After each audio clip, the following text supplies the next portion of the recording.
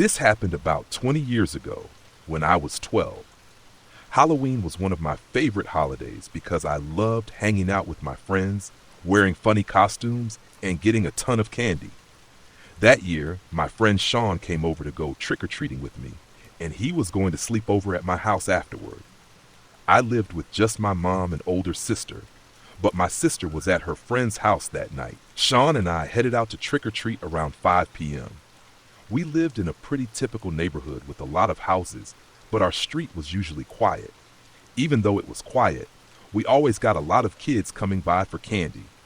Sean and I went to every house on our street and then went to the next one over. We were out for hours, and by the time our bags were full of candy, it was about 8 p.m. We decided it was time to head home. On our walk back, everything seemed normal. There were still a lot of kids out, and nothing felt strange. After about 30 minutes, we made it back to my house. We dumped our candy on the floor and started going through it, excited to see what we'd collected. Not long after that, my mom went to bed. Since we didn't have school the next day, Sean and I planned to stay up late playing video games. We set up in the living room and started playing, probably something on PlayStation 2, which was popular at the time. But only about 10 minutes into the game, the doorbell rang. We both figured it was a late trick-or-treater, but it was kind of odd because it was already after 10 and my mom had turned off the porch light. We paused the game and I got up to check. Sean followed me and we both peeked out the living room window before going to the door. When I moved the curtain, I saw a man standing at the front door. He wasn't a kid or in a costume. He was just a regular guy, definitely not someone I recognized from the neighborhood. I quickly closed the curtain, not wanting him to see us. We weren't sure what to do, but we agreed not to open the door.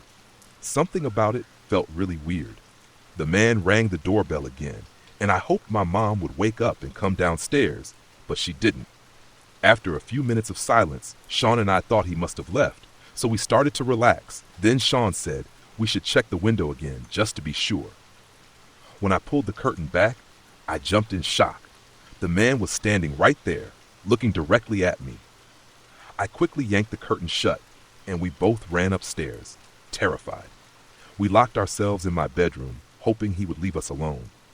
We didn't know what he was doing outside or why he was at our house, but we were too scared to move. Then we heard the sound of glass breaking from downstairs. My heart raced, and we bolted out of my room, running down the hall to wake up my mom. She called the police while I locked the bedroom door. We all huddled in the closet, trying to stay as quiet as possible. We couldn't hear any more noises, but we knew the man was in the house somewhere. It felt like forever as we waited for the police. I kept praying we wouldn't hear him coming up the stairs. After what seemed like 10 or 15 minutes, the police arrived. They searched the house, but the man was already gone. He had broken in through the living room window, right near where we had seen him earlier. Some things were messed up downstairs, and a few items were stolen, but we were just relieved that he was gone. I never found out who he was or why he broke into our house, but that night left me feeling scared for a long time. Luckily, he never came back. That was the scariest Halloween I've ever had. My fiance and I rent a house together and live alone. About 2 years ago, we were lying in bed on a Saturday morning around 10:30 or 11 a.m.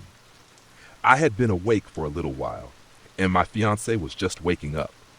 We were talking softly, deciding if we should get up or try to catch some more sleep since he had the morning off work. He was lying on his back, looking at the ceiling, while I lay on my side, facing him with my hand on his chest. My back was turned toward our bedroom door, which was about 8 or 9 feet away. Suddenly, the room felt strange. It was like the air was either sucked out or made really heavy, almost like I was underwater. I felt dizzy and my ears started popping. At first, I thought it was just me feeling weird, maybe a blood pressure drop. But then my fiance said in a scared voice, "Do you feel that too? What's happening?" That's when I knew something was really off because he was feeling the same thing. I tried to speak, but my words came out slurred, and it was hard to say, "I don't know. I can't move."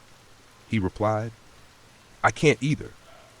I saw him struggle to turn on his side and raise his arm. He kept asking, "What's happening?"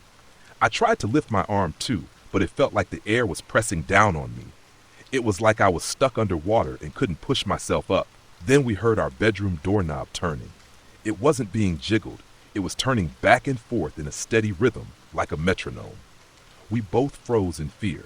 My first thought was that someone had broken in, but I couldn't understand why they would turn the doorknob like that, especially since our door didn't even have a lock. We couldn't move at all. That heavy feeling still held us down. I managed to slowly turn my head to watch the doorknob. Then we heard singing. It sounded like two young girls singing a playful song. I couldn't understand most of the lyrics, but I clearly heard dancing at the end of the lines. The girls' voices sang a kind of nursery rhyme as they turned the doorknob. Something, something, something, something, something, dancing! The doorknob turned with each word, keeping perfect rhythm. They sounded playful and teasing, like kids singing silly songs to annoy their parents. While I was watching the doorknob, I turned my head back to my fiancé to see if he was hearing the same thing. He managed to look over, and his face was pale, his eyes wide with shock. I'd never seen him so scared. Just as the song ended, the doorknob stopped turning at the last word, dancing. Suddenly, that heavy feeling lifted, and we could move again. It all happened in about 10 seconds. My fiancé sat up and asked, "What the hell just happened?" He jumped over me and opened the door. There was nothing there. Our house is small, and the bedroom door opens right into the living room. He looked out and said, "Nobody's out there." I got up to see for myself. The house was empty, and our two cats were huddled against the far wall, hissing and growling. It seemed they had heard something too. There was a strange trail of heat running from our bedroom door through the living room and out to the kitchen door. It felt hot and oily, like fog. We checked both the front and kitchen doors. They were locked. We sat back down on the bed, shaking. We kept asking each other, "Did that really just happen? We both heard it, right?" We knew it wasn't a hallucination because we both felt the pressure holding us down and heard the doorknob moving. The only difference was my fiancé caught a few more lyrics. He thought he heard something like, "And we come in a-dancing," or "And we go a-dancing." It was unsettling and spooky. The girls sounded like real little girls, just having fun and teasing us. It didn't feel mean or creepy, but it still creeped us out. We were shaken up for the rest of the day. I begged him not to leave for work that afternoon, but he had to. While he was gone, I kept every light and both TVs on in the house. It hasn't happened again, but just talking about it still gives us chills. From September to November 2021, I worked at Spirit Halloween. For those who don't know, Spirit Halloween is a seasonal store that pops up in empty buildings filled with costumes, decorations, and creepy items. The store is only open for a short time, usually until November 2nd, right after Halloween. In 2021, Spirit Halloween opened many new stores, including one in my town. I was super excited when I heard about it. The store was set up in an older building that had been around for years in our small historic town. Since I'm a big fan of horror, I applied for a job as soon as I could. Luckily, I got the job and went through training to learn about all the costumes and decorations we would sell. My coworkers were friendly, and I hoped I wasn't annoying them too much, especially since I was the only high school student there. I did my best as a cashier, even when some customers were rude or difficult. I stayed calm and treated everyone with respect. One busy day, I was coming back from the break room, ready to start my shift again. As I walked around a wall that held costumes and props, I heard someone call my name from the back room. I turned around, thinking it was a coworker or a friend, but no one was there. I was surrounded by customers looking for costumes. It felt strange, but I didn't think much of it. November 1st was the second to last day before the store closed. I worked the closing shift that night from 4 to 8 p.m. with a couple of coworkers. The store was really quiet, even though everything was 25% off. Hardly anyone came in. After about an hour, it was just me, one other sales associate, my manager, and the assistant manager. I was alone in the main part of the store while my coworker and manager were in the back, and the assistant manager had gone to the restroom. As I walked around, I realized I had the whole store to myself for the first time. Then, about 20 to 30 feet away from the register, one of our animatronics suddenly turned on. If you don't know, the animatronics at Spirit Halloween are activated by motion sensors or pressure pads, but none of them had been working all night. They were just standing still, waiting to be taken apart since the store was closing. I figured it was just a glitch. Near the end of our shift, I was sitting on one of the counters while my assistant manager was in front of me doing paperwork. My coworker was still in the restroom. I was zoning out, watching everything in the store in front of me, not really paying attention to what was behind me. As I looked off to the side, I saw something I thought was a reflection in the window, but it wasn't. I didn't catch it clearly because it happened so fast, but I saw a long blue-white shape, almost like a glowing blob, floating near one of the shelves. My assistant manager, who was in front of me, turned his head toward it and said, "That's weird. I thought I saw something." I still couldn't focus on the blob, but I clearly saw it melt into the air and disappear. The strange thing was that I saw it for longer than my manager did, and it vanished as soon as he looked at it. At first, I thought it was a reflection, but there were large black sheets covering the windows, so there wasn't enough light for that. After that, I really started to think the store was haunted.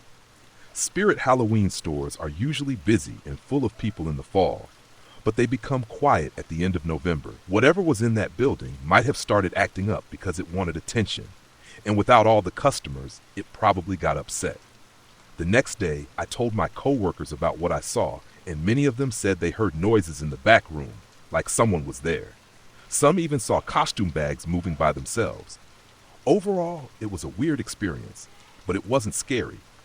The job paid minimum wage, but it was a lot of fun. Plus, it wasn't like a ghost was trying to mess with us. It just made things more interesting. This story happened years ago when I was a kid, probably around 2003. I was about 6 or 7 years old at the time, but I remember that Halloween night pretty well. I was always excited for Halloween because I loved trick-or-treating and getting lots of candy. It was always a fun day. That year, I went trick-or-treating with my older sister, who was around 10. Our parents trusted us to go around the neighborhood by ourselves while they stayed home with our younger brother, who was only 3. They handed out candy and watched over him while we were gone. Our neighborhood had a lot of houses, and at the end of the street, there was a park. Beyond that, there were more streets, but we planned to stick to our own street and maybe 2 or 3 nearby ones. Our parents didn't want us going too far. We left just as the sun was setting. I was dressed as a race car driver, though I don't remember what my sister was wearing. There were other kids out too, and we started going house to house on our street, saying hi to the neighbors we knew. Everything was normal at first, but as we got toward the end of the street, where we didn't know people as well, I remember a van driving by. It didn't seem like a big deal at the time, but then the van drove by again, going really slowly. My parents had always warned us to be careful around slow-moving cars, but we figured it was just someone with kids trick-or-treating. We crossed over to the next street where the van had come from and went to the houses there. The van drove by again, still going really slow. My sister mentioned how strange it was that we kept seeing the same van.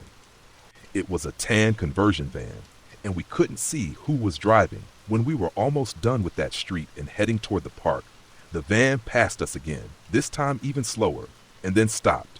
The driver's window rolled down, and inside was a man with a gray beard, glasses, and a baseball cap.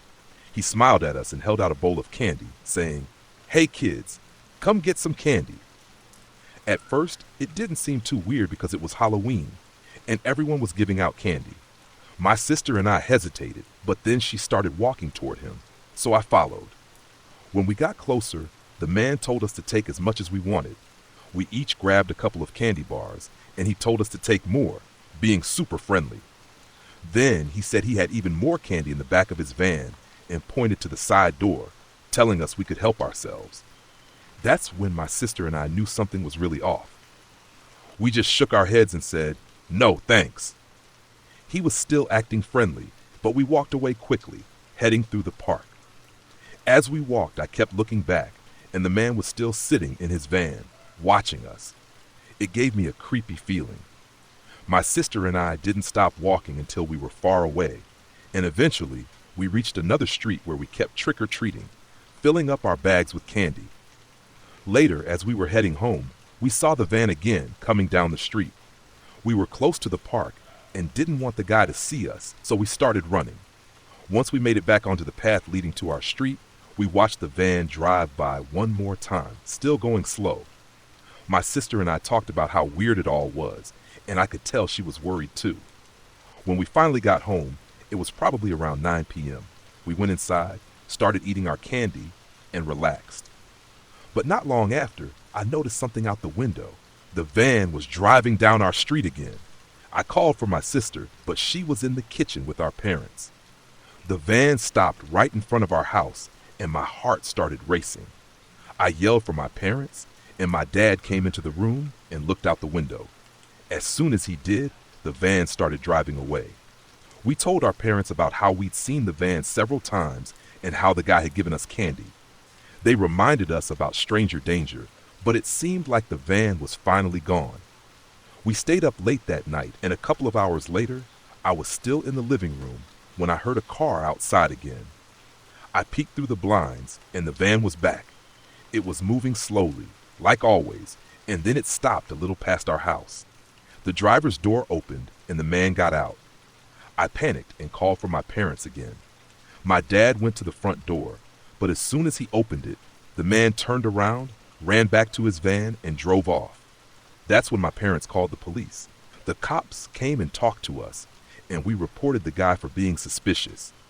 Thankfully, we never saw him again that night.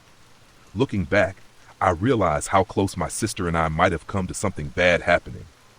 We would never have gotten into that van, but the fact that he wanted us to was really scary.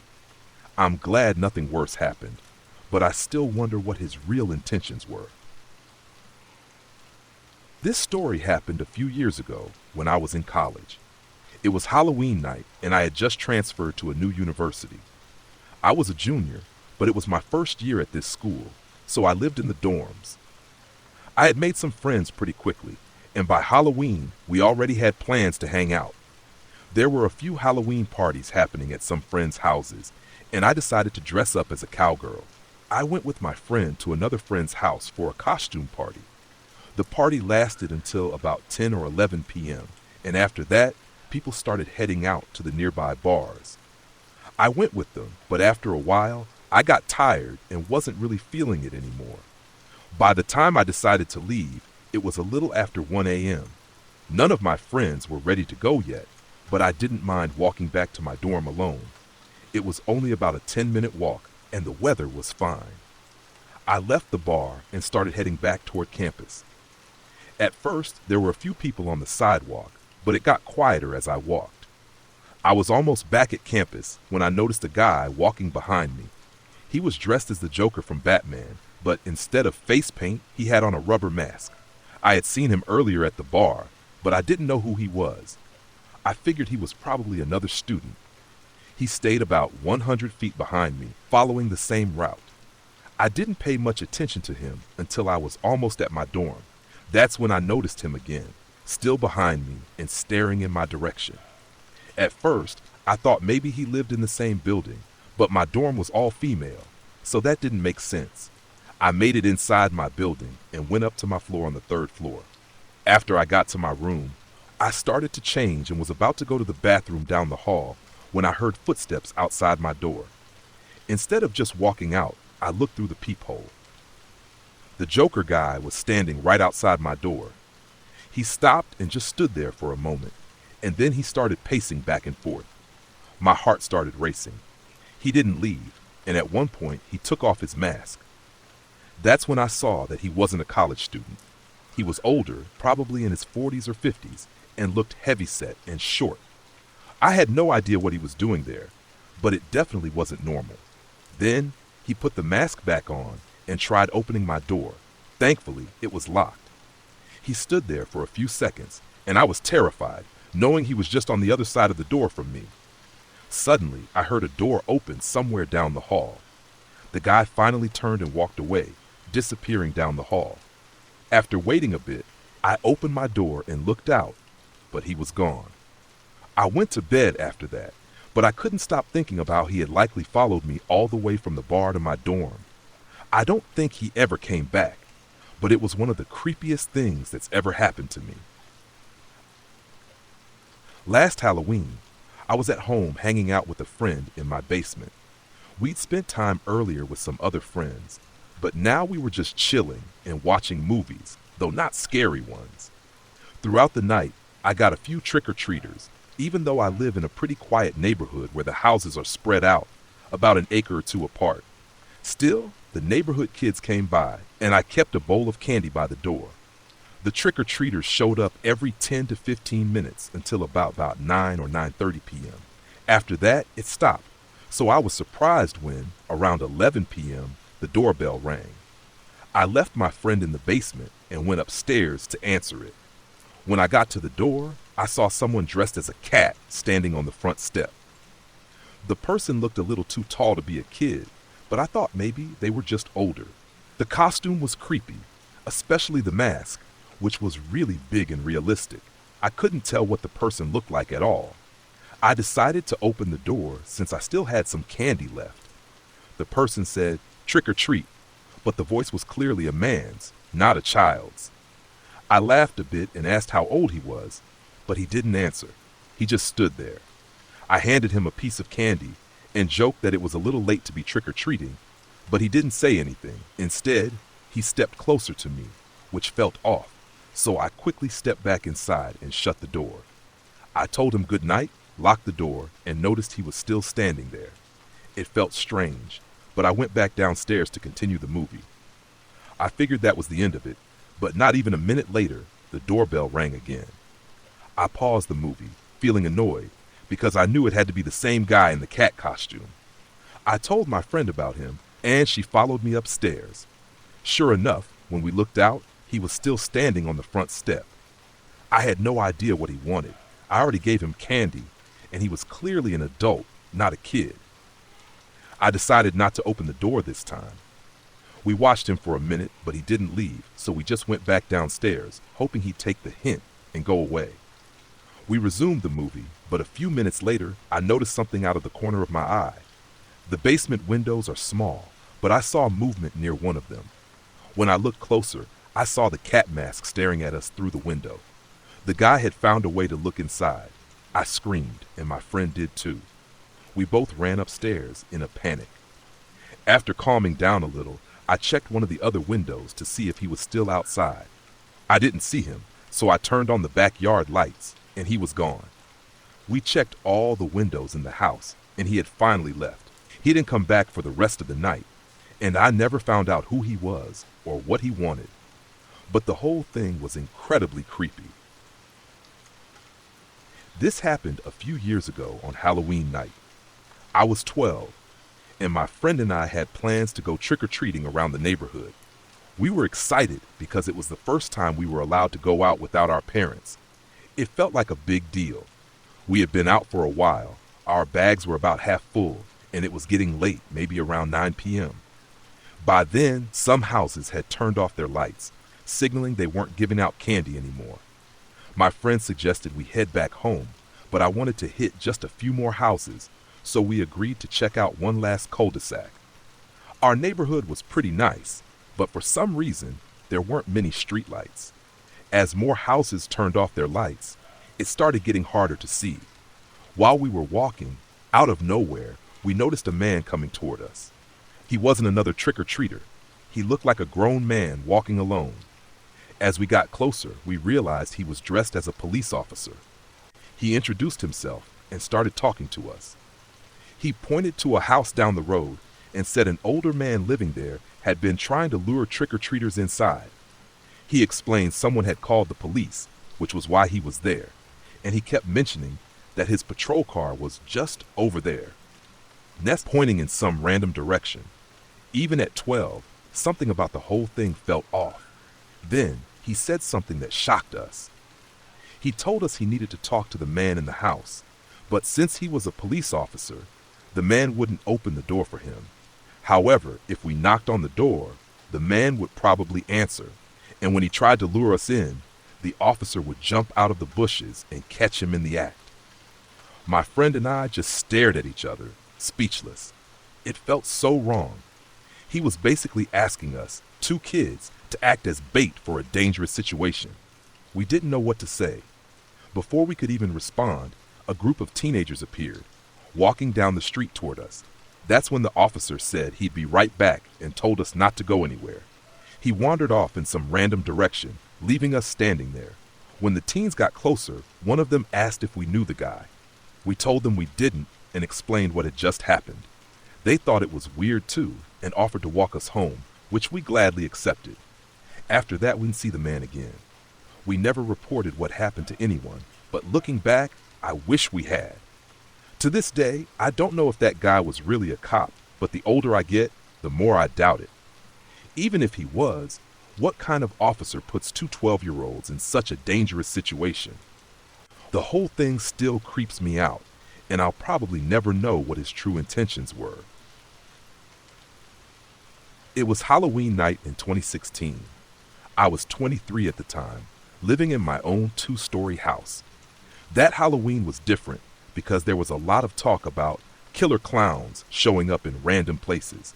It was all over the news for months, and people were kind of freaked out. Some parents even kept their kids from trick-or-treating that year because of it. I didn't have much planned for the night. My friends Thomas and Kenny were hanging out with me while we handed out candy. As the night went on and fewer kids showed up, we started talking about scary stuff. Thomas brought up this haunted house down the street and said we should check it out. I wasn't super into it, but he convinced us that it was supposed to be legit scary, so we decided to go.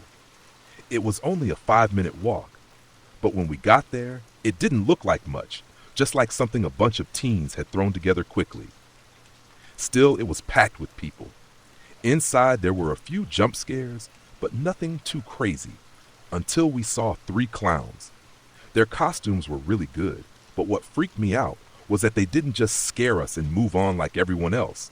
They kept following us through the whole house. I tried to shake it off, but it felt weird. We finally left and walked back to my house. Thomas and Kenny left a bit later, and I figured that was the end of it. But around midnight, my doorbell rang. I thought it was odd, way too late for trick-or-treaters. I ignored it, but a minute later, I heard footsteps in my backyard. I was annoyed, thinking it was probably some teens trying to mess with me.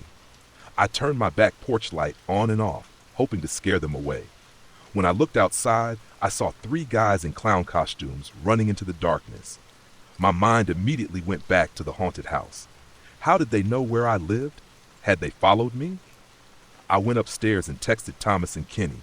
I think those clowns from the haunted house were just in my backyard. Kenny replied, "Dude, call the cops." I figured that wasn't a bad idea, so I started dialing 911. But before I could finish, I heard the sound of glass breaking downstairs. My heart dropped. I locked my bedroom door and hid in the closet, whispering to the 911 operator that 3 men in clown costumes had just broken into my house. I was told to stay on the line and hide. I could hear footsteps coming up the stairs. My heart was pounding, and I was trying to breathe as quietly as possible. It felt like forever, but finally I heard police sirens outside. The footsteps downstairs ran toward the back door. The police arrived and searched the house, but the clowns were gone. Nothing was stolen, that which made it even scarier. They hadn't come to rob me. Whatever their intentions were, it wasn't good, and to this day, I don't know why they targeted me or who they were. This happened when I was 14, on Halloween. My friend and I decided to go trick-or-treating one last time, even though we knew we were kind of too old for it. We lived in a nice neighborhood, and the houses were far apart, about an acre of yard between each house. It took longer to walk from house to house, but it was worth it because most people gave out full-size candy bars. Everyone knew our neighborhood for that. After about an hour of trick-or-treating, we came to this one house. It had an old white van parked in the driveway, and the house looked older compared to the others around it. But the lights were on, and there were some Halloween decorations, so we figured they were giving out candy. We rang the doorbell, and after a few seconds, a man in a Scream costume opened the door. My friend and I were excited because when someone goes all out and dresses up, you usually get better candy. We said, "Trick or treat," and the guy handed us some candy without saying a word. I don't even remember what candy we got, but I'll never forget what happened after. We said thank you and started to walk away when the man called out, telling us to wait. He said he had more candy for us, but that we had to come inside while he went to get it. It seemed weird, but at 14, we didn't think much of it. Free candy is free candy, right? So we went inside. The first thing we noticed was a wall full of Polaroid pictures of kids in Halloween costumes. It was kind of strange. The man came back around the corner with a camera and told us he liked taking pictures of kids in their costumes every Halloween. He said it was something he always did. My friend and I gave each other a look, and I just knew something didn't feel right. I quickly told him we couldn't stay because our moms were waiting for us in the car. That wasn't true, but I felt so uncomfortable. I just wanted to leave. The guy didn't say anything. He just stood there in his scream mask, staring at us as we walked out. As we were heading down the driveway, I glanced back, and he was still standing there, watching us, completely still. It was so creepy, but we tried to brush it off and kept trick-or-treating. About 30 minutes later, we had almost forgotten about the whole thing. But then we saw a white van parked down the street. My heart sank because it reminded me of the van from the man's driveway. We slowed down a bit, trying to convince ourselves it was probably just a parent driving their kids from house to house, which wasn't unusual in our neighborhood. But when we passed the van, it shifted into drive and started moving slowly behind us. We tried to stay calm, telling ourselves it was nothing, but as we reached the next house, we noticed the van had parked again, behind us. There were no kids getting out of the van. At that moment, we knew it had to be the same guy from earlier. "What do we do?" my friend asked, clearly freaked out. We were about 10 minutes away from my house, so I told him we should run. As soon as we started running, the van sped up. Now we were sure this guy was following us. I looked back, and the van was right there. We knew we couldn't outrun it if we stayed on the road, so we made a quick decision to jump a fence and cut through a field that led to my backyard. We ran as fast as we could, made it to my house, and locked all the doors. Thankfully, we lost him. I still think about that night sometimes. It was the scariest thing I've ever experienced, and I never went trick-or-treating again after that. I was about 10 or 11, so this was back in 2006 or 2007. It was Halloween night, and my parents finally let me go trick-or-treating with my friends without any adults for the first time. We were so excited, dressed up in our costumes, and ready to have fun. I grew up in a small town where everyone knew each other. The streets were filled with houses decorated with pumpkins and Halloween lights, and most of the adults watched over the kids as we went door to door collecting candy. No adults were following my group, though. It was just me and my two best friends. We felt free as we laughed and talked, enjoying the night. Everything was going great as we walked through the town, filling our pillowcases with candy. It was around 7 p.m., and we were trying to get as much candy as possible before our 8:30 curfew. That's when we noticed most of the houses had their lights off, which usually means you shouldn't knock on Halloween. But there was one house that still had its lights on. We figured we could get some more candy, so we walked up to it. A man opened the door. He looked like he was in his 40s, definitely not someone I recognized from the neighborhood. But he seemed friendly enough, and when he invited us inside for candy, we didn't think much of it. After all, we lived in a small, safe town, so we felt comfortable going in. As soon as we stepped inside, I noticed the warm light and the smell of something sweet in the air. There was a Polaroid camera sitting on a table, and the man smiled and told us he wanted to take a picture of our costumes for the local newspaper. He pointed to a corkboard on the wall, which had a bunch of Polaroid pictures of kids from the neighborhood in their costumes. I remember feeling a little uneasy, but we let him take the picture. After that, he gave us some candy, and we went on our way, thinking nothing of it. Later that night, I told my mom about the picture, and she was horrified. She called the other moms, and we all got a long lecture. We even searched the local and nearby town newspapers for any pictures of kids in Halloween costumes, but we never found anything. Looking back, I'm just glad nothing bad happened. I didn't feel like he would hurt us at the time, but thinking about it now, I realize how lucky we were that things didn't go wrong. 2 Halloweens ago, I did something pretty stupid. Let me start from the beginning. I had just started working at a small pizza shop in my hometown, and after a few days, I became friends with the person who cleaned the bar next door. She was interesting and had this dark, mysterious style. I also got close with one of the cooks, and we started hanging out almost every weekend. Eventually, the cleaner, who I'll call Evelyn, was cool with us coming over to her place. When I first went to Evelyn's house, I wasn't ready for what I saw. It was like a Halloween and horror shop exploded inside. She had weird collections, stones, dried flowers, herbs, and tons of books about witches and magic. Her most prized possession was a human skull she got from someone years ago. At first, it was creepy, but after a while, I got used to it. Her place, though strange, was still kind of cozy. Fast forward to Halloween 2020. It was a full moon, and Halloween was the only holiday Evelyn really celebrated, so we decided to go all out. We planned something special, but by then, the cook we had been friends with was getting really annoying. He was hard to be around, so we came up with a plan to scare him. One afternoon, Evelyn, her daughter, and I sat down to talk about what we wanted to do. Since it was a full moon, I suggested we go to the oldest cemetery nearby at midnight and do some EVP, electronic voice phenomena, recordings with the cook. Evelyn was really into magic, and even though I didn't believe in that stuff, I thought it would be fun. Her daughter had a clever idea to make a fake Dybbuk box, which is said to hold an evil spirit. We planned to smash the box at the cemetery to freak him out. We should have thought it through better, and I definitely should have known better. But on Halloween night, we were all set.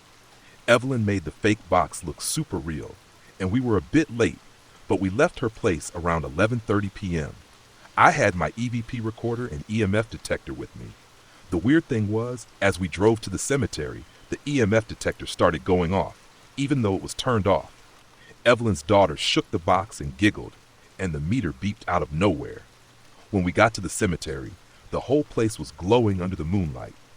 The tombstones looked eerie, reflecting the light, and it was so quiet. We walked to the back of the cemetery, where it was darker, and sat down. Evelyn poured a mix of salt around us in a circle and told us not to leave until we were done. The cook looked terrified, and I started feeling really uneasy too. We all sat in the circle, and Evelyn placed the fake box in the middle, setting up the EVP recorder and the EMF detector next to it. Her daughter turned on a spirit box app, and we started hearing strange voices. It said, "Let me out," and the EMF detector went crazy again. I felt like we weren't alone anymore, and things got tense. We all looked at each other, not saying a word. Then we heard footsteps coming from the woods, even though no one was there. I grabbed Evelyn's hand and said, "Okay, I'm officially scared. We need to stop this." But Evelyn said, "Come on, ghosts aren't real." The cook suddenly stood up, looking freaked out, and said, "I think we should leave. I hear people all around us." He kicked the salt circle open and started walking toward the car. Evelyn's daughter smashed the box and said, "Forget it. Let's go." We all hurried after them. When we got home, though, we realized we might have messed up. We didn't close whatever door we opened. It felt like something was caught in that box, and when we smashed it, we might have let it out. Since then, none of us have felt right. I never feel like I'm alone, and whenever I'm working by myself, I always have to double check to make sure no one's there. When I was about 7 or 8 years old, we lived on a small farm in a quiet area. Most of the people around us had farms too, but the houses were about 5 miles away from the fields. We only had one cell phone that my dad always took with him because we didn't have a landline. If we needed to make a call, we had to go to a public phone booth a couple of blocks away. I think it was summer when a group of gypsies started coming around. They had a reputation for stealing crops and sometimes robbing people. Women working alone on the farms were especially at risk. My dad worked a regular job and left home early in the morning, coming back late at night. Normally, My mom managed the farm by herself, taking care of the animals and the crops. But when the gypsies started appearing, she stopped going to the farm for a while. She stayed home with me to keep us safe. During the day, the neighborhood was quiet because most people were working on their farms. Only a few houses were nearby, and they were usually empty too. It felt almost deserted, so my mom made sure to lock all the doors and windows. She wanted us to be safe from the gypsies. One day, my grandpa came to visit. He was a tall man. I was playing at the dining table, my back to the main entrance, while my mom was in the kitchen cooking. Grandpa was in the guest room, probably changing clothes. The problem was that my mom forgot to lock the main entrance after he came in. I was too focused on my game to notice anything strange. Then I looked up and saw my mom's face change. She looked scared and worried. She dropped everything and stood between me and the entrance, holding a small kitchen knife. When I peeked out from behind her, I saw a woman standing in our house, holding a sickle. The woman seemed calm, trying to talk to us like everything was normal, even though it clearly wasn't. She was wearing shiny jewelry, like the gypsies often did, which made her look even scarier. My mom urgently told me to run to Grandpa, but I was crying and didn't want to leave her side. Just a couple of minutes later, Grandpa came rushing out of the back room, yelling at the woman to leave. Finally, she did, and my mom quickly locked the door. After that, Grandpa tried to calm my mom down because she was shaking. She later told me that the scariest part was that she hadn't noticed the woman coming inside. If she had realized it sooner, I could have been hurt. My mom was scared for me, and I could see it in her eyes. Another time, my family threw a party and invited some cousins, aunts, uncles, and friends. My younger cousin Thomas and I went trick-or-treating while the adults stayed home. I used to love Halloween, but that year I wasn't feeling it as much. I think it was because I was getting older and dealing with anxiety and depression. I just didn't have that Halloween spirit like before. I ended up babysitting Thomas, who was about 5 years younger than me. I was 15, so we didn't have much in common. My parents were strict, and they had grounded me for not getting all A's in school. I had 1 B+, and that was not good enough for them. Part of my punishment was to take care of Thomas while we went trick-or-treating. Even though I was grounded, I tried to have some fun. It was cold outside, and I wasn't in a good mood. Thomas wanted to stop at every house, but I just wanted to finish quickly. I would wait on the sidewalk while he went to the doors. After an hour, I started to get bored and told him we had to head back. We walked deeper into the neighborhood and lost track of time. It wasn't until fewer people were out that I realized how late it was. I told Thomas we had to go back immediately, but he wanted to visit more houses. By then, it was getting darker, and more people were leaving. I was tired of his whining, so I let him go to one more house. After that, he seemed a bit sad, but he had collected a ton of candy. As we walked back, I noticed an amazing house decorated for Halloween. I was mesmerized by how much effort they put into it. I lost track of time looking at the decorations, and when I turned around, Thomas wasn't next to me anymore. I looked down the street and saw him walking toward another house. Suddenly, I heard tires screeching and some yelling. I rushed toward the sound, but Thomas was gone. I screamed his name, desperate to find him. Thankfully, a man sitting on his porch saw someone trying to kidnap Thomas and scared the kidnapper away.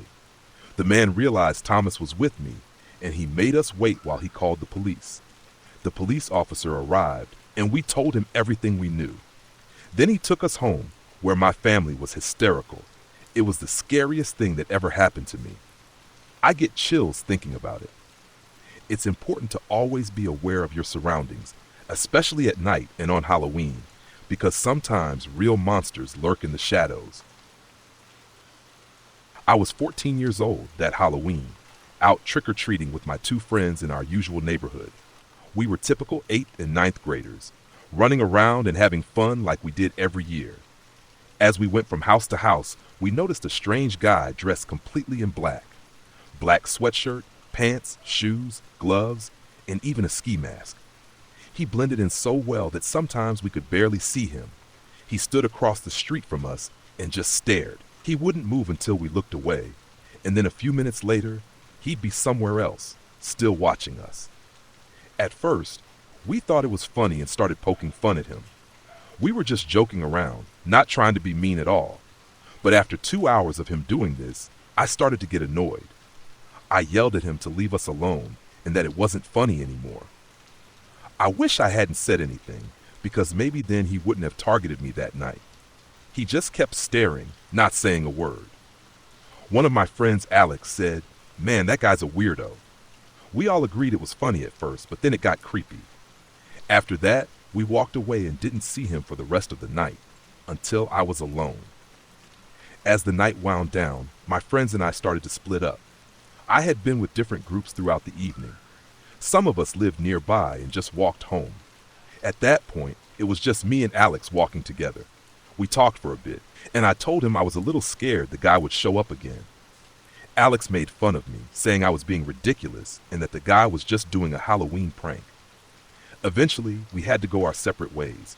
I told Alex I'd talk to him later on Xbox and to be safe walking home. As I walked by myself, I couldn't shake the feeling of fear. What if that guy was following me? Then I saw a shadow up ahead, standing in the middle of the street at a four-way stop. My heart skipped a beat. It was him, the same guy from earlier.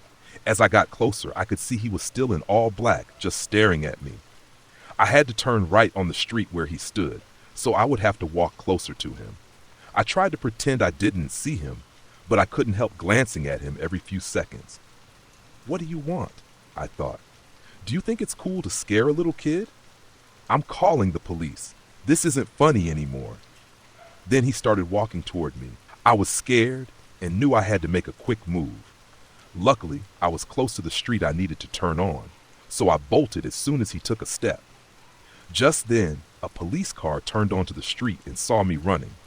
The officer sped up to me and asked what was going on. I told him everything.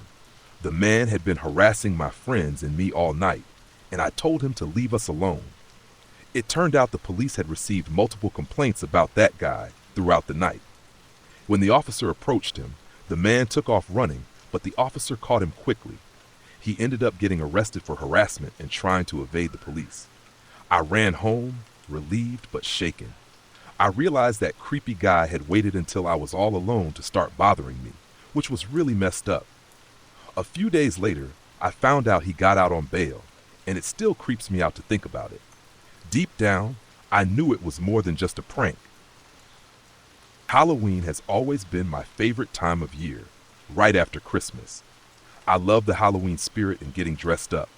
But this particular Halloween turned out to be the worst one I've ever had, and the worst day of my life. 5 years ago on Halloween, I was feeling sick and had to stay home. My friends were pretty bummed about it, but there wasn't much I could do. I was 19 and living alone in a house I had rented for 6 months. That night, I tried to watch scary movies and snack, but I just felt awful and ended up falling asleep pretty quickly. I don't know how long I was asleep before I woke up to loud banging noises in my house. It sounded like things were being ripped from the cabinets and knocked off the counters. I was scared and didn't know what was happening. I sat there for about 30 seconds, trying to gather my courage. I reached for my phone to call the police, but I remembered I had left it in the living room. There was no way I was going out there. So I locked my bedroom door and pushed my dresser in front of it, thinking that would keep me safe. I waited what felt like forever, but it was probably just 10 minutes. I was hoping for silence, hoping the intruder would leave. Finally, I got the courage to peek outside my room to see what was going on and to find my phone. When I opened my door, the place was a mess.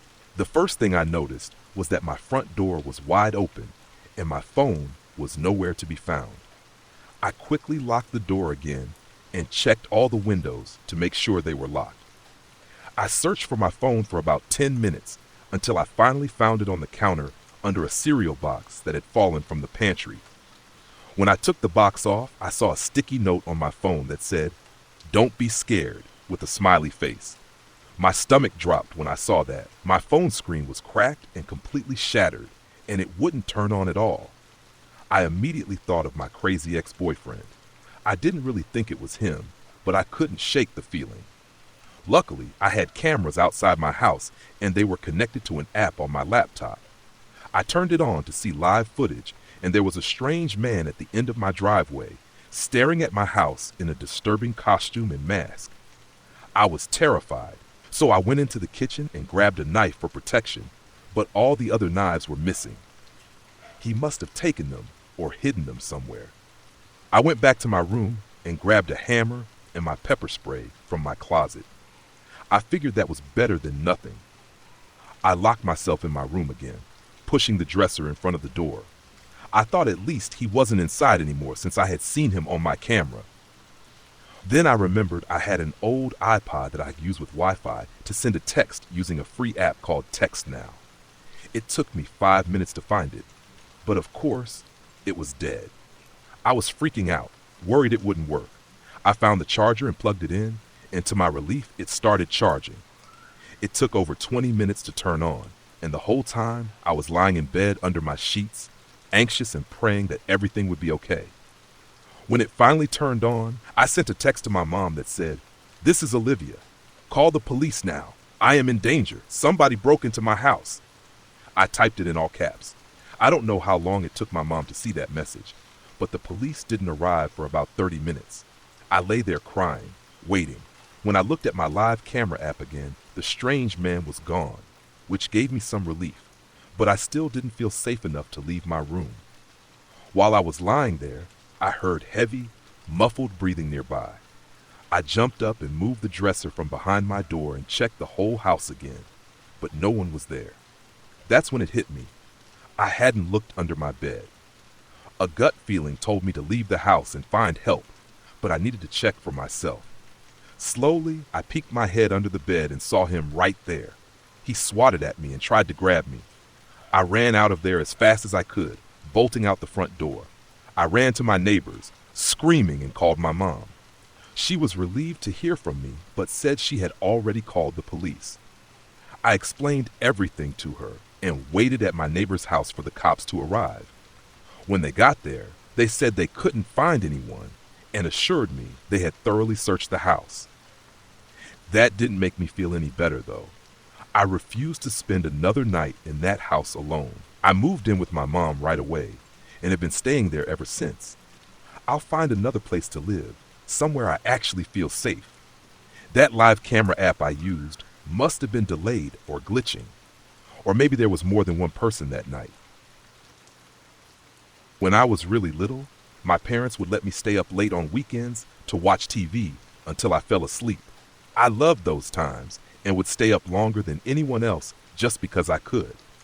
One night, I was almost asleep on the couch when I heard a noise on the front porch. It sounded like our old-fashioned porch swing moving back and forth. I felt scared, so I crept over to the bay windows in the living room and peeked outside. Sitting on the swing was an older woman, probably in her 50s. She was wearing just a nightgown, covered in blood, and holding a huge kitchen knife. I completely freaked out and ran screaming into my parents' room. I was so terrified I couldn't even form words. My parents noticed I was upset, and when I finally managed to tell them what I saw, my dad got really angry. He said it was just a dream and told me to go back to bed. I refused and kept crying and screaming. My dad got fed up and grabbed my arm, dragging me toward the front door to prove that nothing was out there. I kicked and screamed the whole way, trying to make him stop, but he just kept pulling me. When we finally got to the door, he unlocked it and swung it open, saying, "See, there's nothing." To this day, I'll never forget the look of fear and shock on my dad's face when that woman turned to stare at us and slowly stood up with the knife. My dad slammed the door shut and told my mom to call the police while he went to get his gun. He returned with a 12-gauge shotgun and cracked the door just enough to stick the barrel out. He asked her what she was doing, and she replied, "Somebody killed my husband, but it wasn't me." My dad told her the police were coming, and she freaked out, grabbed the knife, and walked away. The police found her about 15 minutes later trying to break into one of our neighbors' houses. After that night, I never slept in the living room again. When I was younger, my family often visited my grandparents for the holidays, even though we didn't live in the same town. My aunt lived just 2 houses down from them. The woman in the house between my grandparents and my aunt was really creepy. She was a big woman, over 6 feet tall, and wore chains around her neck, a dress, and work boots. The only times I saw her outside were when she was either in her garden or scrubbing the outside of her house. She did this a lot, and when she did, she would yell at us kids, saying strange things. She even warned us about scary stuff. The adults told us to leave her alone and stay away. We always ran the distance between my aunt's house and my grandparents' house because she watched us from her windows. It was creepy, and we never went alone. One Halloween, one of my cousins dared us to trick-or-treat at her house. I was really scared, but didn't want to seem like a chicken, especially since I was with the group. One of us rang the doorbell, and suddenly, there were loud banging noises in the house, like doors slamming. When she finally opened the door, she was holding something that looked very scary. We all screamed and ran away. The adults said it was just a Halloween prop, but we knew we shouldn't have bothered her. About a month later, my parents got a phone call. The lady had tried to harm my aunt while she was bringing in groceries and had my young cousin with her. She snuck up behind my aunt and tried to scare her. My aunt was quick and managed to get away by kicking the door. Luckily, my uncle heard the commotion and came to help. When the police investigated, they found out that she had been digging tunnels under her house, which went under my aunt's house, my grandparents' house, and another neighbor's house. She had been bringing up dirt and putting it in her garden beds.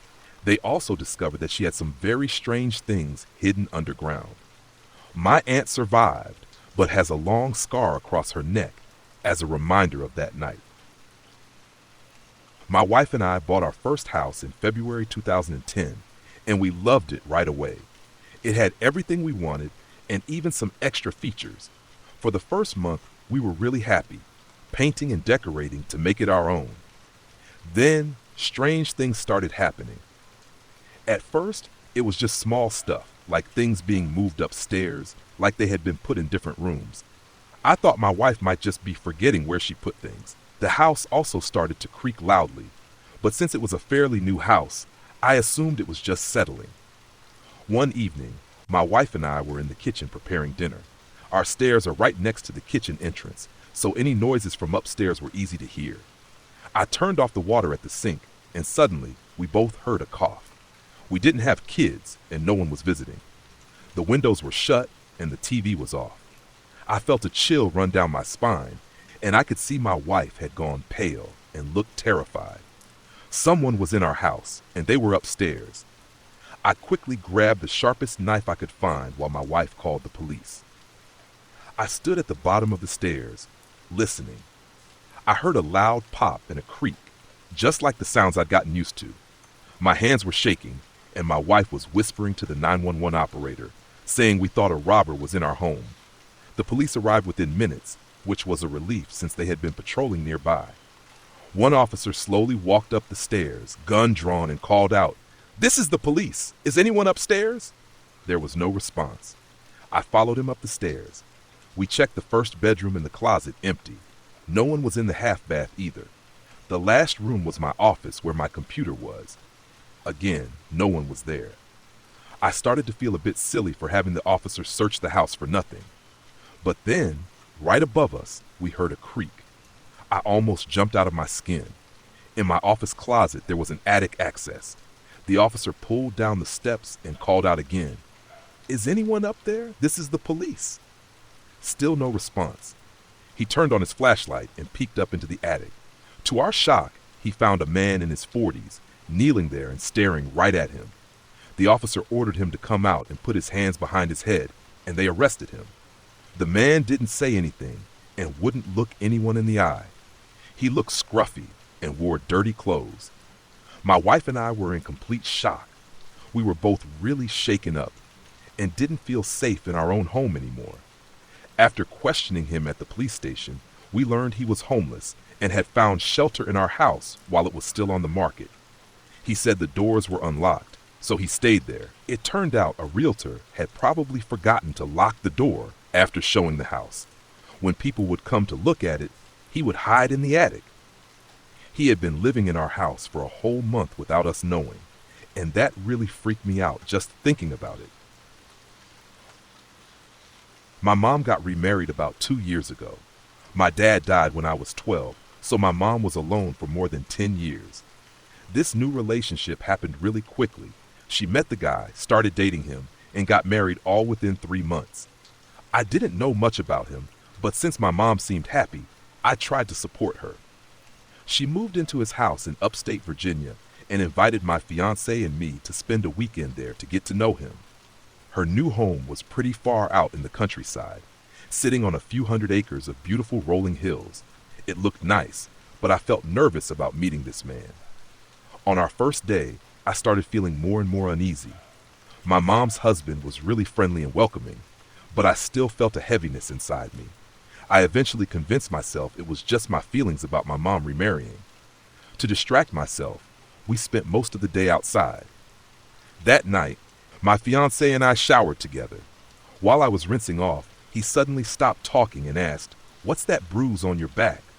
I was confused and hopped out to look in the mirror, but I couldn't see it. We finished showering in silence, and then it was time for bed. Our room had one window that looked out over a dark field, and I couldn't sleep until I hung something over it. I felt like someone was watching us. The next morning, I completely broke down. I woke up crying and told my fiance that we had to leave. He tried to reassure me, saying my feelings were normal and that I'd feel better the longer we stayed, but I just couldn't take it anymore. I was supposed to stay until Monday, but I felt like I was having a panic attack. So we packed up and left. Once we were on the road, I felt so relieved. I even felt a bit embarrassed about my reaction, worried I had upset my mom's husband. Then my fiance brought up the bruise again. He asked if I had really looked at it. I had. It looked like someone had grabbed me with their fingers spread wide, but I knew no one had touched me. 3 weeks later, my mom visited me and kept asking when I would come to stay with her again. After trying to change the subject several times, I finally told her about my experience. Before I could even finish, her face went pale. She admitted she felt the same way in the house and hated it. The worst part? Her new husband's first wife had killed herself right outside in the same field that our bedroom window overlooked. When I was a kid, I often visited my uncle's lodge during the school holidays. It was on a big piece of land next to the bush, so my brother and I always had plenty to do. One day, I was playing by an empty creek with my dog when he suddenly ran off into the trees. Everyone else had gone into town, and my dad was asleep inside, so I was mostly alone. I decided to follow my dog, but he was much faster than me, and I got lost pretty quickly. I started to feel upset because I couldn't find my dog, and I had no idea where I was. I turned around, thinking I could run back to get my dad to help me find him, but then I tripped over a tree root and fell down an embankment. I must have hit my head because I woke up at the bottom of a small gully, confused and fuzzy-headed. What woke me up was my dog licking my face. He was lying right next to me. I was so happy to see him, but then he started barking in a way I hadn't heard before.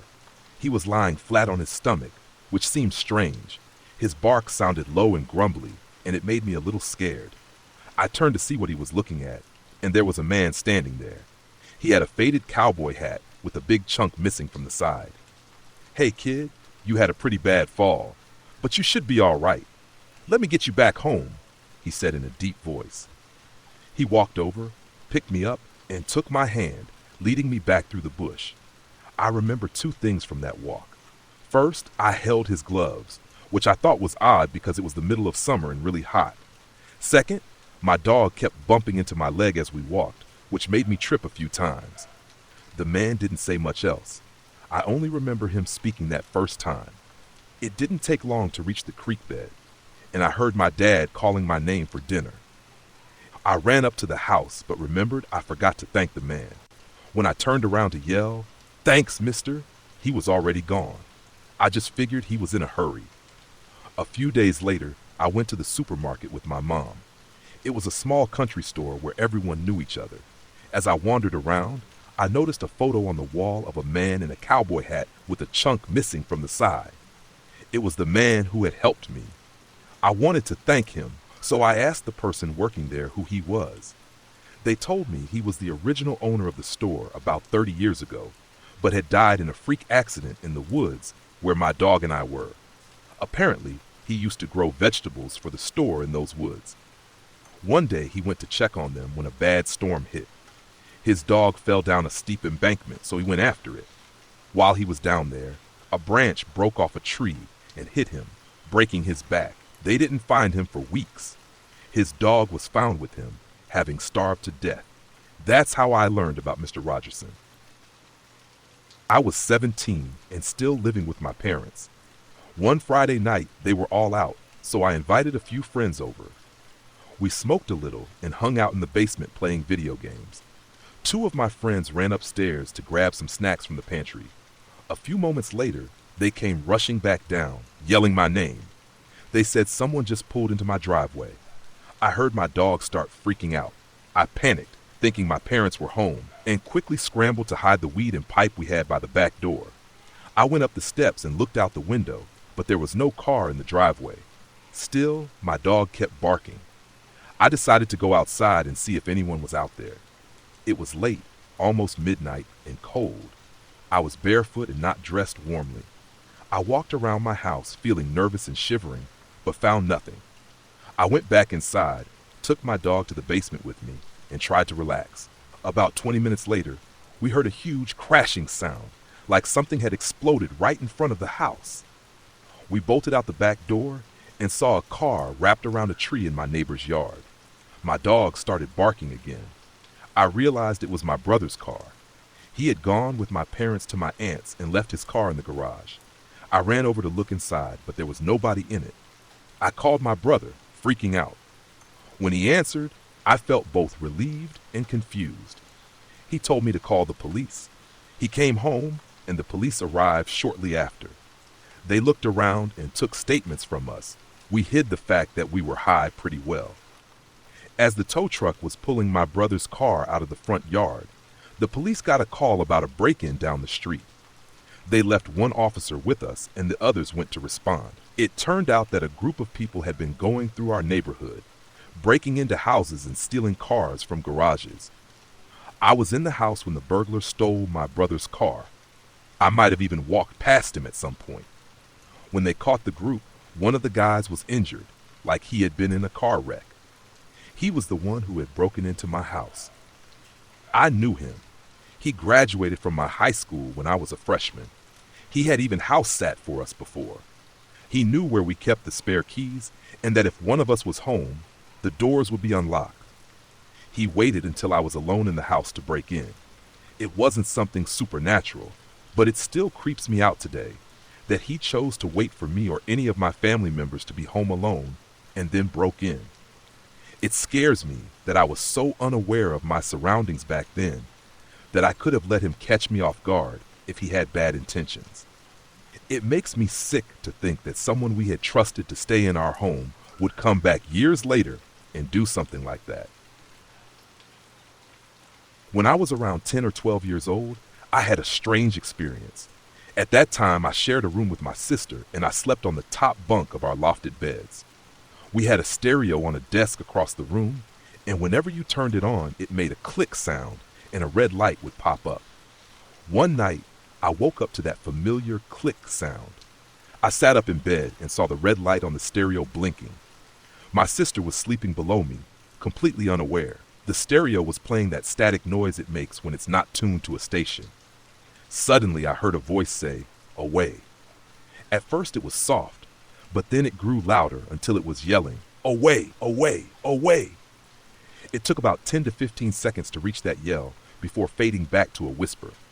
I thought I was dreaming and was frozen in fear. I tried to convince myself it wasn't real, but when it stopped, the stereo went back to static. Then I heard the click, again as it turned off. I knew I wasn't dreaming about that last click. I stared at the stereo, too scared to move, then looked at my sister, who was still as finally, I laid back down, covered myself with my sheets, and tried to fall asleep again. I consider myself a rational person, but I couldn't explain what happened that night. It was the creepiest thing I've ever experienced. There was a part of my college campus that everyone said was haunted. It was an old building from the 1930s. Nothing terrible was supposed to have happened there, but I always felt uneasy whenever I was inside. Most of my art classes were in that building, and I had gone there after dark with a friend to study for tests. We both got so creeped out that we decided to always go together and never be there alone, even though I wasn't scared anywhere else on campus at night. One evening, I went jogging as it started to get dark. The haunted building had a long path leading up to it, and I thought it would be a great spot to jog. I could run up to the building, then jog back down to my dorm to finish my workout. I knew it was creepy, but I told myself it was just my imagination and there was nothing to fear. I jogged up to the entrance and started down the path. About 30 seconds in, without even knowing why, I suddenly turned around and ran back toward the street. My body just reacted before my mind could catch up. I didn't even look back. I just ran as fast as I could and found another route to jog. I went straight back to my dorm and never thought about going back there after dark again. Looking back, I wondered if there was something dangerous nearby, like a violent person or even a wild animal. It freaks me out to think about what my subconscious noticed that I didn't. I sometimes imagine an alternate reality where I kept running down that path. Maybe I would have been fine, but maybe I wouldn't have been. Halloween is my favorite holiday because I can dress however I want without anyone judging me, and I get to party with people who are just as excited about it as I am. Every year, I go to a Halloween party at a friend's house. The party starts when the sun sets and goes on until the early morning. This year was no different. I wore my trusty black cape and red waistcoat to match my girlfriend's black dress with a red corset. We helped each other check our fangs, making sure they were shiny because we loved to scare the trick-or-treaters with them. By the time we arrived at the party, it was well past sunset. Inside, we saw many familiar faces, dressed up as ghouls and goblins, all ready to have fun. There was one person I didn't recognize, though. A young man stood alone in a corner, watching everyone with a sour look on his face. His costume was just a white t-shirt with some red stains on it and a long black coat that made him look a bit out of place. I found him interesting because we rarely had new faces at our annual party. While my girlfriend caught up with some friends, I decided to approach him. "Hey there, how are you enjoying the party?" I asked, smiling. "It sucks," he replied quickly, "just like everything else in this world." I tried to lighten the mood. "Hey, there's no shame in that. It can't all be great, right?" I showed him my shiny fangs, hoping for a laugh, but he just looked away. He pointed at some people dancing. "Look at them, showing off just to tease guys like me." I started to see that he was really upset. "You don't pull any punches, do you?" I said. "Why should I care about their feelings?" he snapped. "They don't care about mine."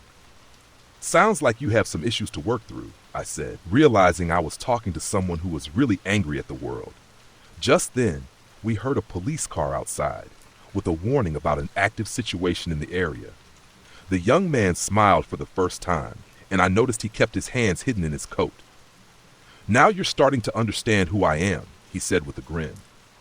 At that moment, my girlfriend returned, and the young man's expression changed to one of anger. "Hey, love, who's your new friend?" she asked. Before I could respond, the young man pulled something out of his coat. My heart raced as I saw it was a gun. He pointed it at her, but before I could react, he pulled the trigger. I gasped as she fell backward. Then, to everyone's shock, she got up, brushing herself off.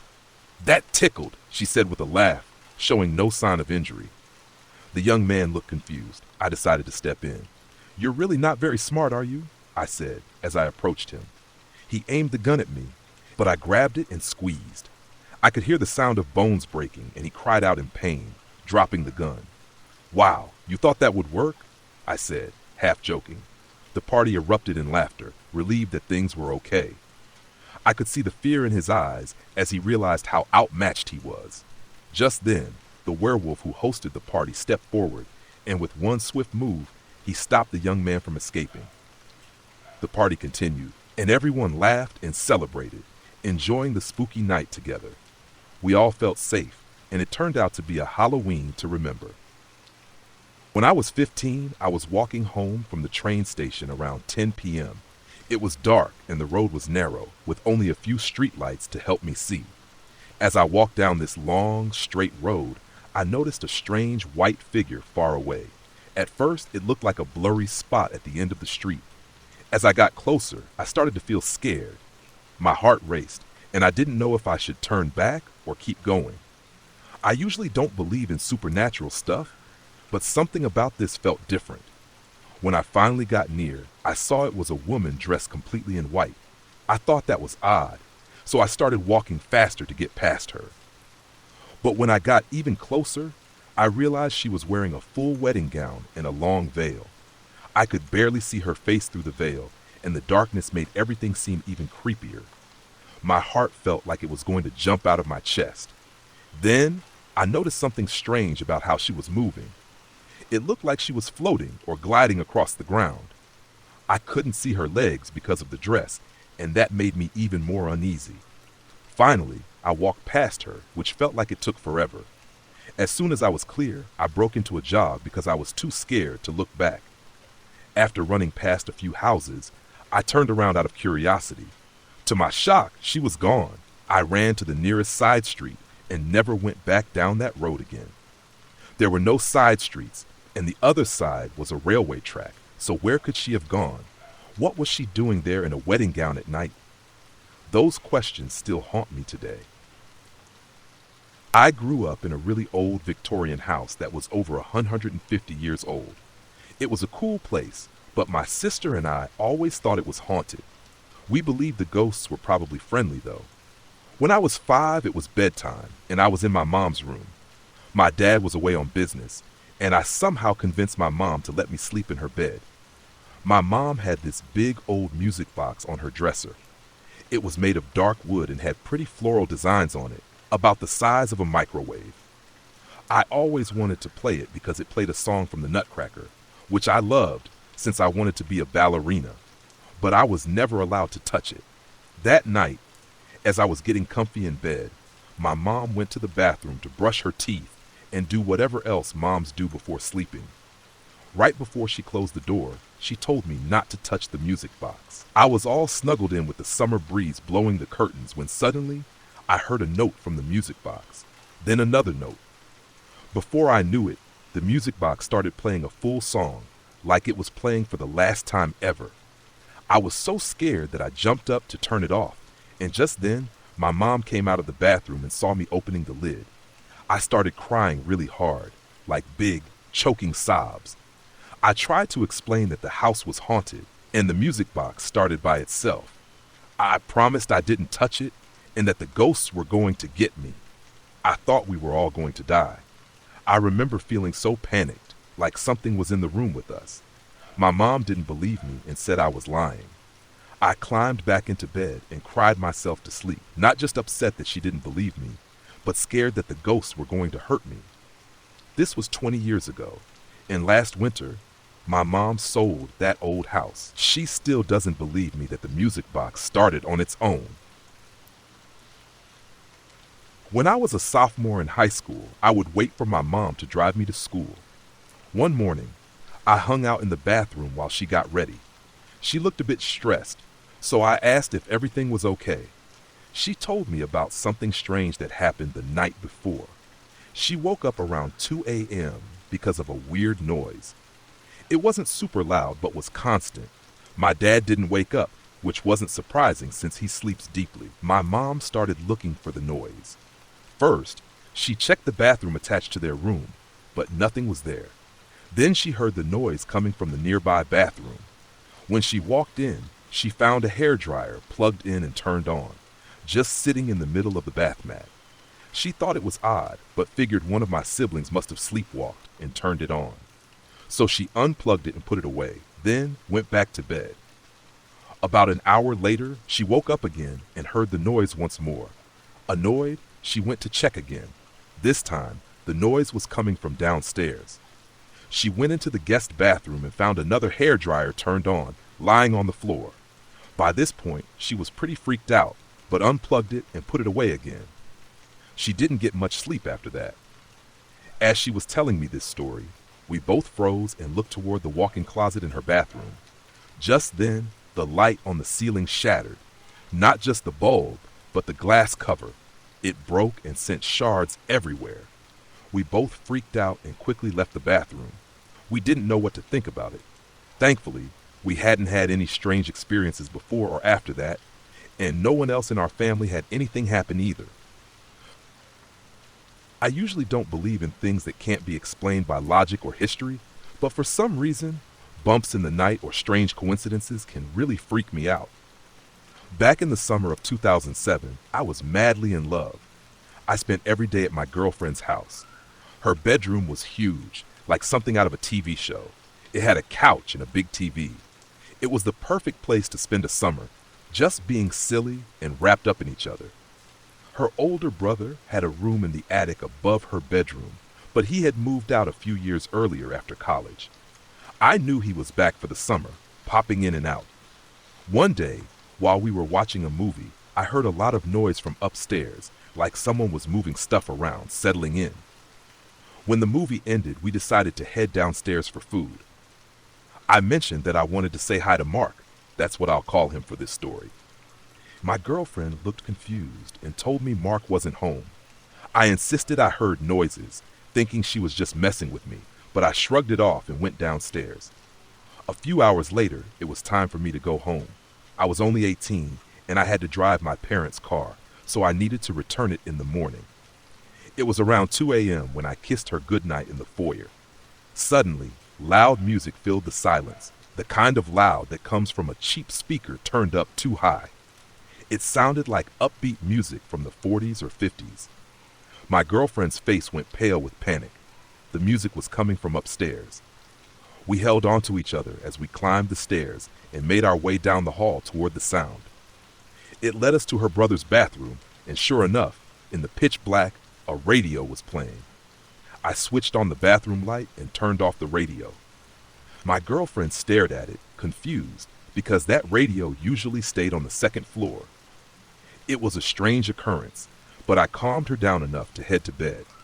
I got in the car and began my 20 to 30 minute drive home.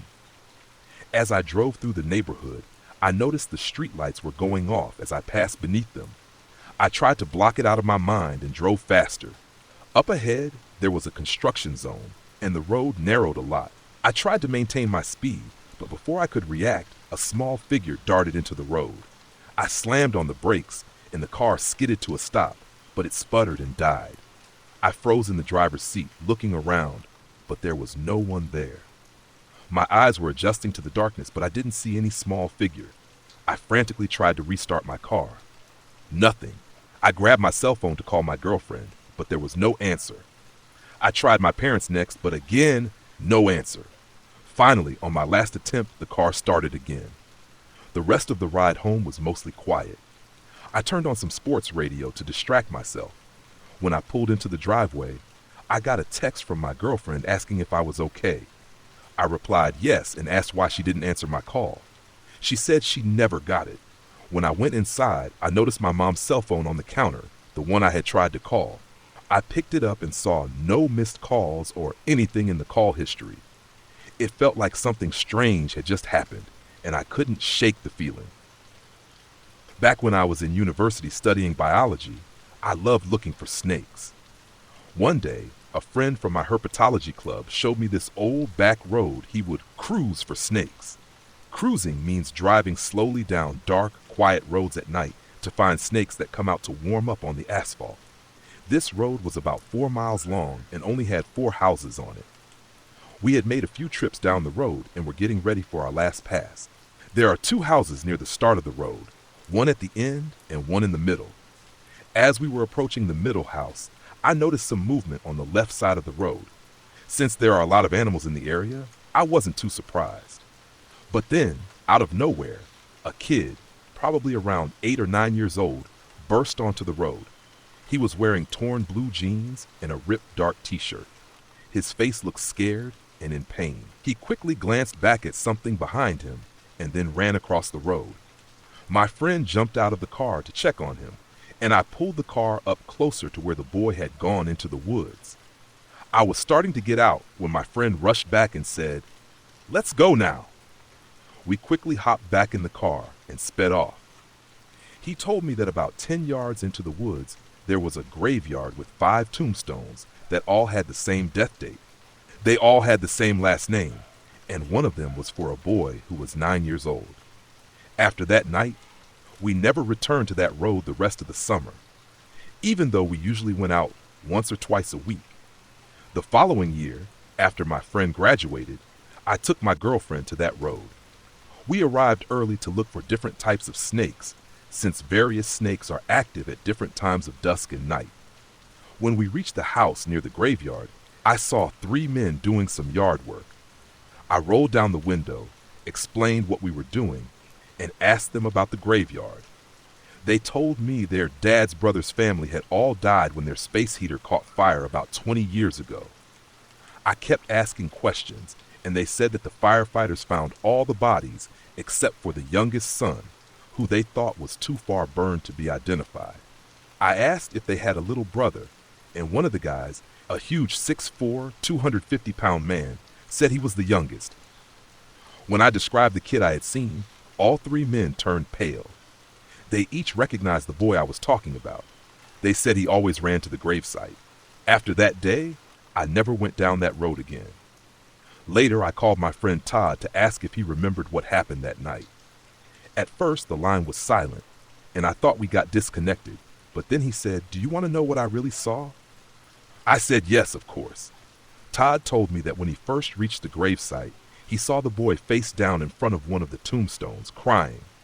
At that moment, he noticed my car lights shining through the trees as I pulled up. When he looked back at the boy, he was gone. Realizing what he had seen, he quickly decided to leave. I've been exploring caves in Florida for about 13 years, ever since I was 6. I've been to many caves and never felt scared, until now. When I was about 7 or 8, I started having the same dream over and over. In the dream, I was in a cave and found a small hole in the ground. Inside, there was a long, low tunnel about 10 to 15 feet long. At the end, I always saw a bent red stop sign, like someone had ripped off the top part and tossed it there. Even though I was scared, I always followed the tunnel.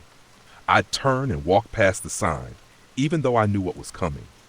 The tunnel would go down, opening into a big, deep chamber with a spiral path leading down. Everything would get blurry, but it was always the same.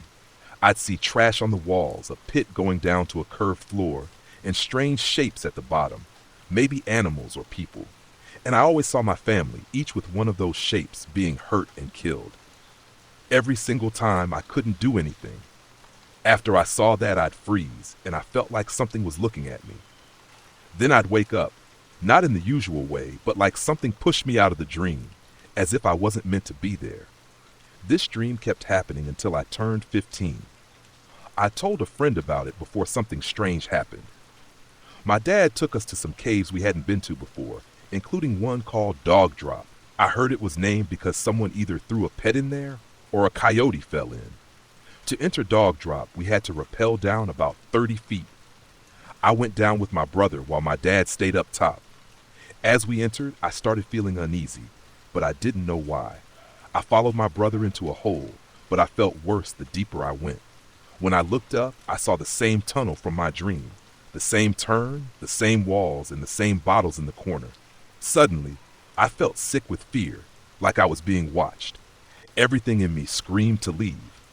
I froze, and my brother asked what was wrong. I managed to say I wanted to leave right away and climbed out as fast as I could, with my brother following close behind. We packed up and left, and I never went back, and I never will. I didn't tell anyone what really happened. I just said I wasn't feeling well, and they forgot quickly. What creeps me out the most is that I've never had that dream again. For years it happened regularly, but it just stopped after that day. I still remember it all, and I still feel a deep fear when I think about it. I lived in an old apartment in 2002. The building was built in 1900, so it was just over 100 years old when I moved in. The living room and kitchen were fine, but the bathroom and bedroom felt creepy. I always had this feeling like someone was watching me, especially if the closet door was open. Over time, those feelings became a bit uncomfortable, but I still felt safe in my room as long as the door was locked. One night, I was sound asleep when I heard a loud bang on my bedroom door. When I finally got the courage to get out of bed, I checked the apartment. All the windows were closed and locked from the inside, and the door still had the chain secured. There was no one there. I had mentioned the closet earlier. I never liked going in there, and I always kept the door closed. In my head, I could hear gasping noises, which made me even more uneasy. About a month after the bang on my door, I was fast asleep again when something woke me up. It felt like I was being held down. The room was pitch black, and I could sense someone standing over me. When I finally turned on the bedside lamp, no one was there.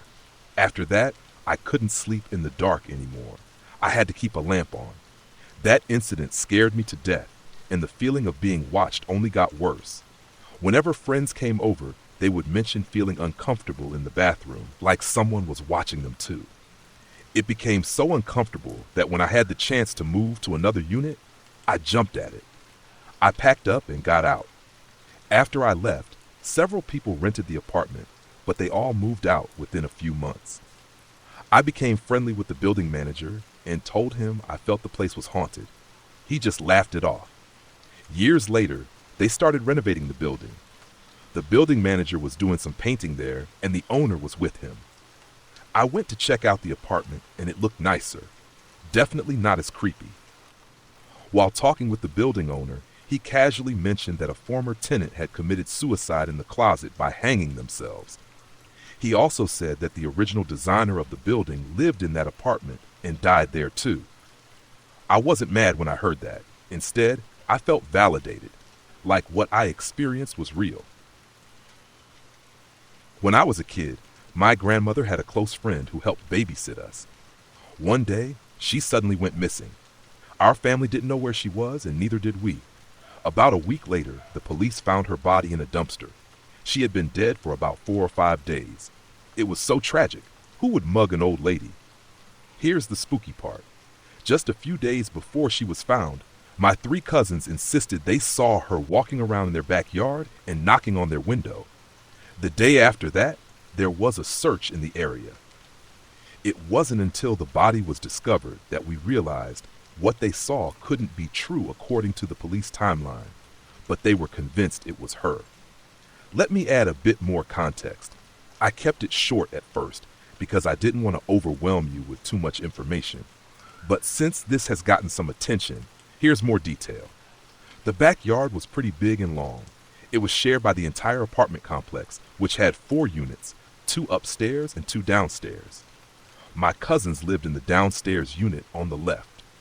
The yard was gated on all sides with wooden fencing, and my cousin's window had blind spots, so you couldn't see the entire backyard. It wasn't nighttime. The sun was setting, probably around 7 p.m. They were in their room, which had a window facing the backyard. Their place was small and run down, so their beds were just mattresses on the floor. They had a queen and a single bed pressed against the wall next to the window. To see into the backyard, you had to stand on the mattress and look out. The youngest brother shouted, "Holy shit, there's someone in the back! She just walked away." The oldest, who was lying down, replied, "What are you talking about?" The youngest said, "Dude, it looks like old lady. She's walking around grandma's vegetable garden." The oldest just stared at him, unsure of what to say. The youngest insisted, "Come look, she just walked away." The oldest got up and looked out but said, "I don't see anything. Stop being stupid," and went back to lying down while the youngest kept watching. Then the middle brother came to check, saying, "Oh shit, she's right there. What the hell? She's coming to us." They all looked and saw the lady knocking on the window. They screamed, panicked, and ran to tell their dad. He didn't believe them at first, but after a bit, he finally went outside to check. There was nothing there. Just a side note, the way these apartments were set up, you couldn't get into the backyard directly from your unit. You had to go out into the main hallway, which had a door leading into the backyard. My wife and I stayed at a nice hotel in downtown Pittsburgh, where I asked her to marry me after a fancy dinner. I chose the room because it had a huge Japanese soaking tub that I, a 6'1" guy, could barely see over. On our first night, we were sleeping in the king bed when I heard a loud sound, like a pencil rolling off a desk. It woke us both up. My heart raced, but I convinced myself it was just a pencil sliding off the desk, so I went back to sleep.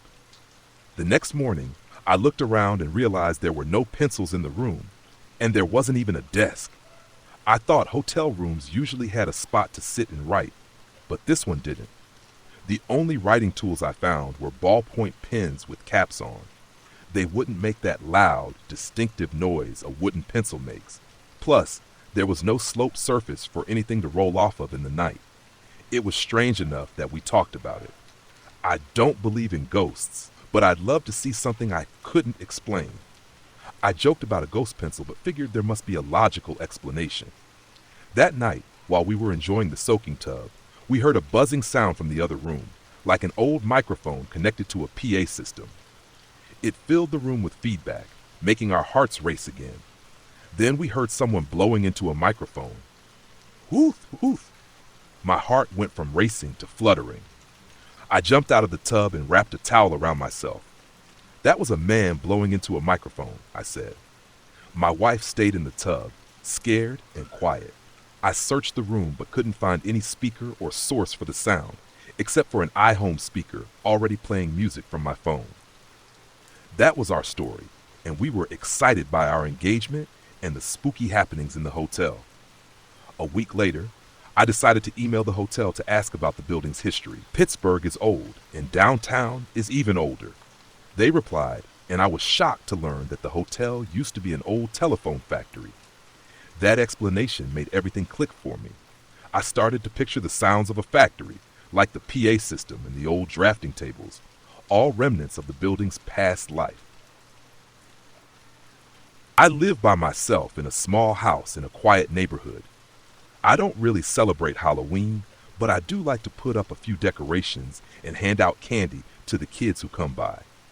I usually get about 10 to 20 trick-or-treaters every year. A couple of years ago, it was a pretty typical Halloween.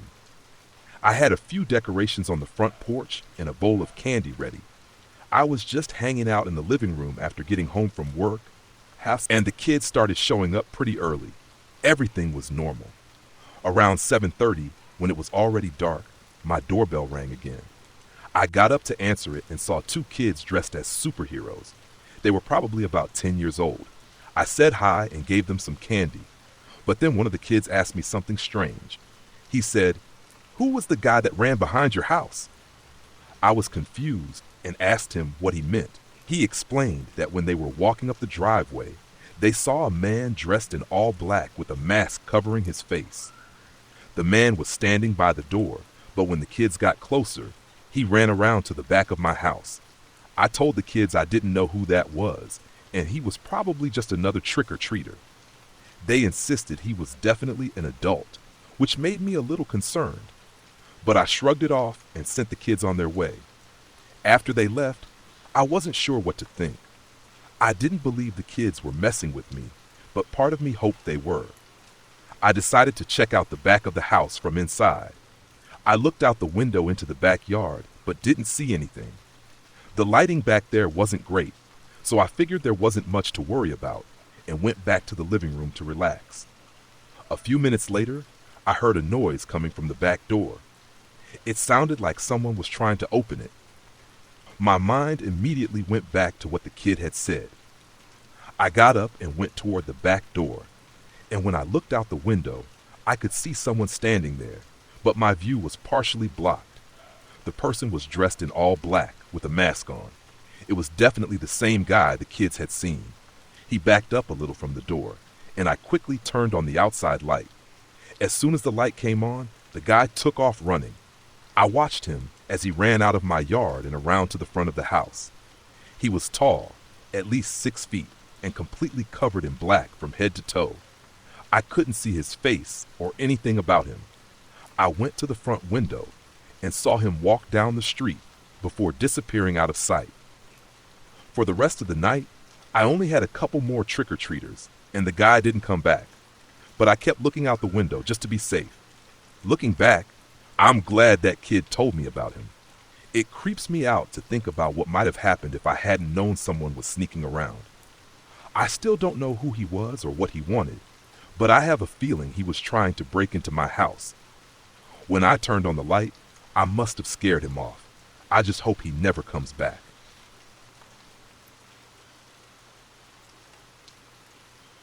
When I was a senior in high school, my friends and I loved to drive into the hills to drink and escape our parents. One night, I was the designated driver for 4 of my friends. 2 of the girls were really drunk and started to throw up, so we pulled over in a park. They both leaned out of the car doors to puke. While this was happening, a pickup truck rolled up behind us, shining its high beams right on us. I thought it was the police and braced myself for trouble, but the truck just sat there, not moving. After a while, we closed the doors and decided to drive away, but the pickup followed us.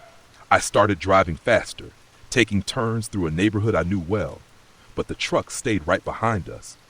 Eventually, my friends needed to throw up again, so we pulled over once more.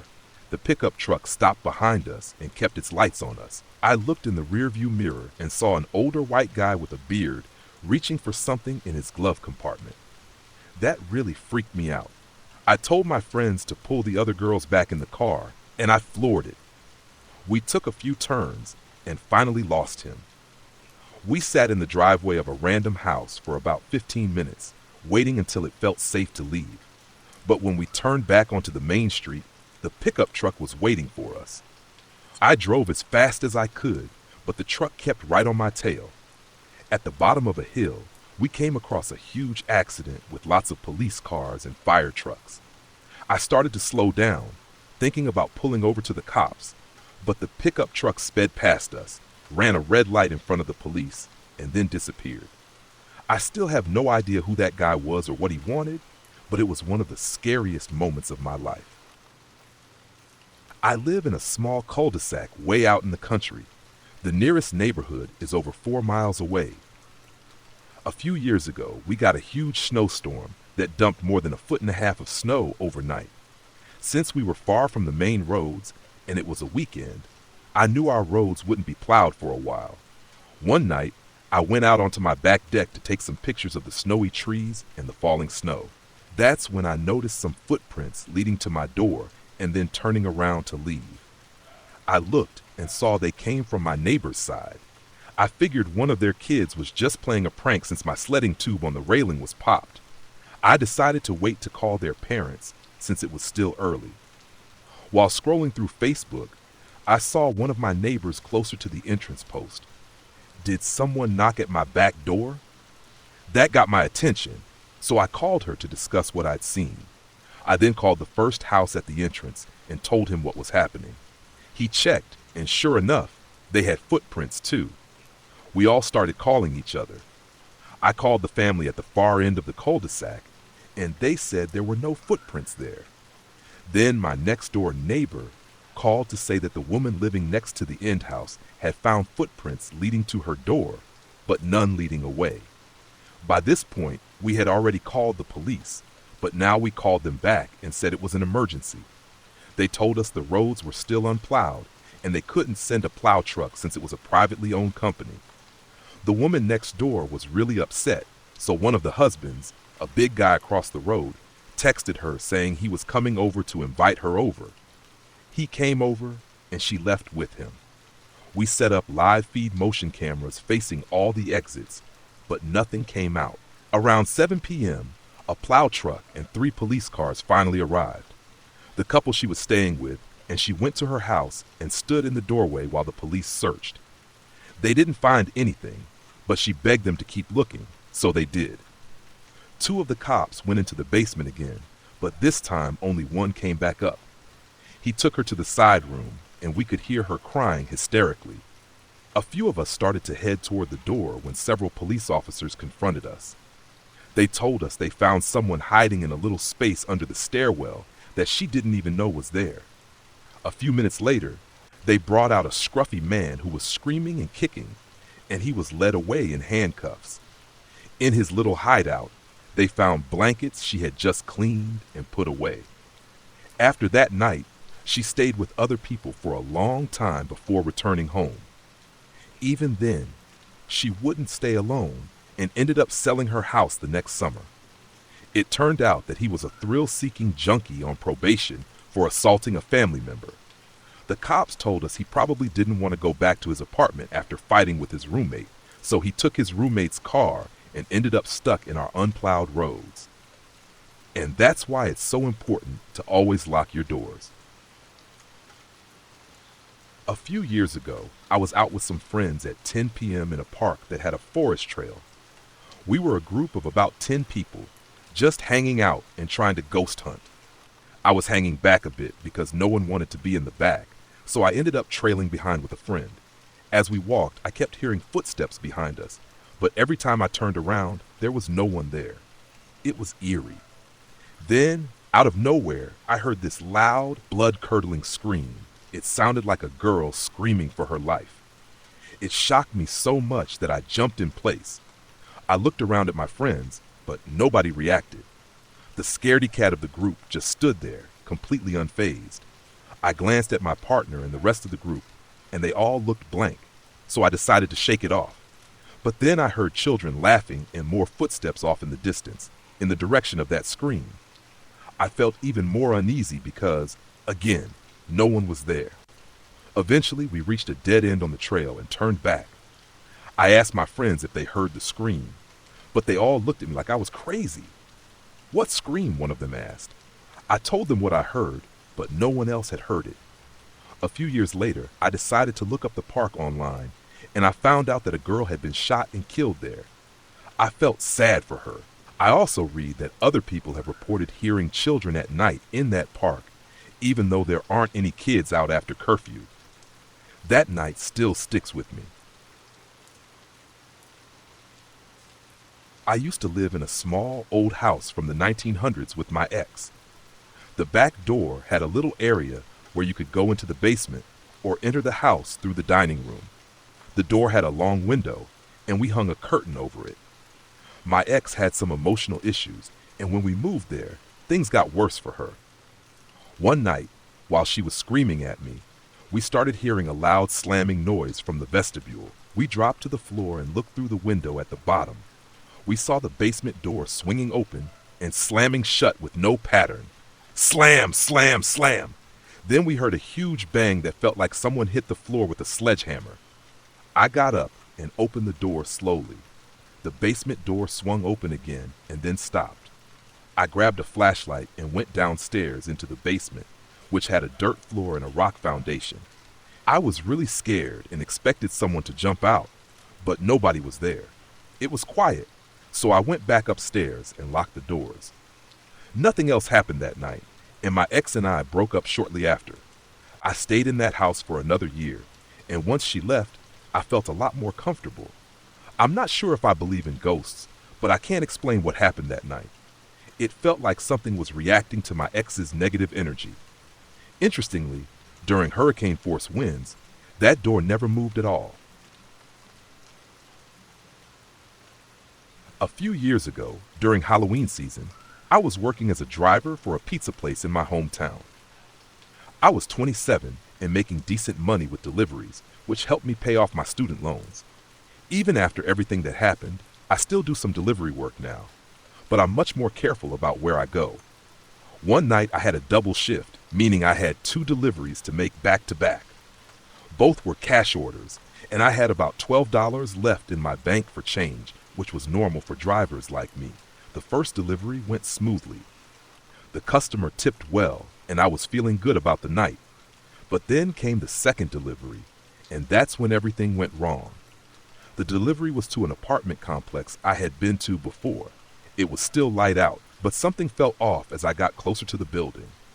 It was very quiet, almost too quiet, and I couldn't shake the uneasy feeling. When I got to the door, a young guy greeted me. There was also an older, bigger man nearby, smoking a cigarette. As I handed over the pizza, the young guy seemed really nervous, looking around like he was waiting for someone. Then suddenly, he pulled out a gun and pressed it against my head. My heart dropped and I froze in fear. He demanded my money and keys. With shaking hands, I gave him everything, hoping they wouldn't hurt me. Another guy showed up, grabbed the pizza bag, and ran off. Luckily, I had left my wallet in my personal car, but they took my phone, which had special photos of my son. In a panic, I begged them not to take my phone, lying that it had pictures of my dead son. The lie seemed to hit one of them, and he promised they wouldn't hurt the phone. As they ran away, they dropped the gun in front of me, a scary reminder of what just happened. I collapsed on the ground, feeling scared and helpless. A kind woman from a nearby apartment came to help me, giving me support until the police arrived. I will always be grateful for her kindness. When the police came, they took my statement and started their investigation. Miraculously, they caught the suspects less than 20 minutes later, thanks to a tip. They had stolen phones and other evidence from the robbery. I was asked to identify the suspects, and even though I was scared, I helped the police. I found out later that they were teenagers, the youngest being only 15 years old. They were charged and sentenced for their crimes. The trouble didn't stop there. I had to deal with the aftermath, like getting my slashed tires fixed and filing reports with my employer and the police. My manager was understanding and let me take some time off to recover from the trauma. But the nightmare really hit when I got a letter from the state saying one of the suspects was being released early because of overcrowding. It made me shiver to think he would be back on the streets. Despite all the fear and uncertainty, I refused to let that night control my life. I've learned to be more careful and aware of my safety. The memories of that night might never fully go away, but I'm thankful for the kindness and support I received from strangers and loved ones.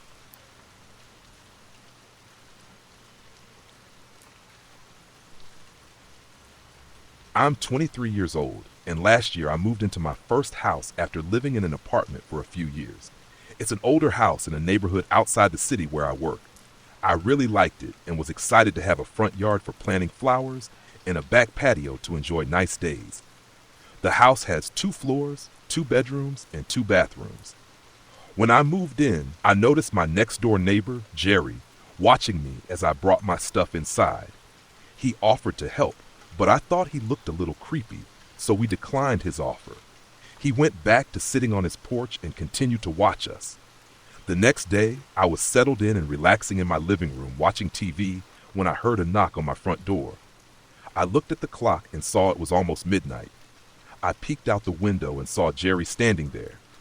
He waved at me, and since he could see me, I felt like I had to answer the door. When I opened it, he asked if I was enjoying my show. I told him I was about to go to bed and asked why he was knocking so late. He invited me over for dinner the next night to welcome me to the neighborhood. I didn't want to go, so I said I was busy. I wasn't, but I just didn't feel comfortable going to his house. He looked disappointed but said maybe another time. I agreed, just to be polite, and then he walked away. I turned off all the lights and went to bed, feeling creeped out. The fact that he knew I was watching TV made me uneasy, and knocking at almost midnight was really strange. The next day, I went to work and grabbed dinner with a friend. I got home around 7 p.m. and took off my shoes as I walked to my bedroom. Suddenly, I heard a noise from the kitchen. There was definitely someone in my house. I heard footsteps coming towards me in the hallway, and I didn't want to stick around to find out who it was. So I ran to the front door, not even bothering to put my shoes back on. I dashed outside and jumped into my car, backing out of the driveway. As I started to drive away, I saw my front door open, and Jerry came out of my house and ran back to his. I pulled over and called the police, waiting on the side of the road. When they arrived, they went to Jerry's house and confronted him. He admitted to breaking in and was arrested. After that, I felt much safer. A few months later, someone else moved in next door, and everything has been great since then. Last October, I decided not to take any classes and got a job at a gas station near my college. I was feeling a bit disillusioned with school, and I thought it would be nice to make some extra money during my break. The gas station was the first and only place I applied to, and they hired me right away. It felt a bit strange, but I didn't question it. The only problem was that they wanted me to work the night shift from 11 p.m. to 7 a.m. I knew it would mess with my already crazy sleep schedule, but I figured I'd give it a try. Surprisingly, Most of the time, it wasn't too bad. The first part of the shift was busy, but the late hours were much slower, which gave me time to clean, restock shelves, and relax before the morning rush. Occasionally, some suspicious people came in, but nothing went really wrong until that Thursday night. My coworker left around midnight, leaving me alone at the station. Time flew by, and suddenly it was almost 2 a.m. That's when a man walked in, and I got a bad feeling right away. He had a shaved head covered in weird tattoos, and I thought he looked like a skinhead. To make it worse, he parked his dirty truck in the handicap spot and started shouting slurs at me, thinking I looked Jewish. It was 1:58 a.m., and he wandered around the store for a bit before bringing a case of beer to the counter. But it was already 2:01 a.m., and our county had a law that banned alcohol sales between 2 a.m. and 6 a.m. I explained this to him politely, but he got really angry. He complained about the law, saying it went against the idea of a free country. I tried to reason with him, saying I was just doing my job, but he started insulting me, acting like I was just a weak pawn for my boss. Feeling the tension rise, I told him to leave. Instead of leaving, he changed his tone and pretended to be friendly. He suggested I bend the rules for a few minutes. Against my better judgment, I gave in and sold him the beer. He left with a big smile, but my relief was short-lived. Instead of driving away, he sat on the tailgate of his truck, cracked open a beer, and started drinking. My gut told me this wasn't over. A few minutes later, another truck pulled up with 2 more guys who had shaved heads and tattoos. They joined the first guy, standing around, smoking and drinking. I knew I had to say something, so I mustered up the courage to tell them that loitering and drinking outside were against the law. They just stared at me through the window, smirking as if they were challenging me. Before I could do anything else, an SUV pulled in, and 2 more guys came over. It was clear they were all part of the same group. I felt paranoid, imagining they were planning something bad, like burning down the store because the owner's wife was Mexican. The first guy came back, even more drunk, and wanted another case of beer. Before I could say no, he hinted that he had friends who wouldn't like it if I refused. Feeling threatened, I reluctantly let him buy it. He went outside, and the skinheads cheered for him, tossing around the empty cans. Feeling trapped, I decided to lock the store door, hoping they wouldn't come back in. I retreated to the office, called the police, and waited nervously. A police cruiser arrived after a few minutes, and the officer told them to leave. There was some shouting, but thankfully, they left without causing too much trouble. The cop stayed until they were gone before leaving himself. I felt relieved but still worried, so I cleaned up the mess they left behind. The next day, I decided to quit that job. I was too scared to stay there, worried about what would happen if those guys came back. I still worry that one of them might recognize me around town. I don't know what they might do, but my town has too many people like them causing problems. Last year on Halloween, I had been driving for hours on a rural highway when my car suddenly broke down. It was close to sunset, and I was far from any town. My car sputtered and eventually died. I was stuck on the side of the road in the middle of nowhere, and my phone had no signal.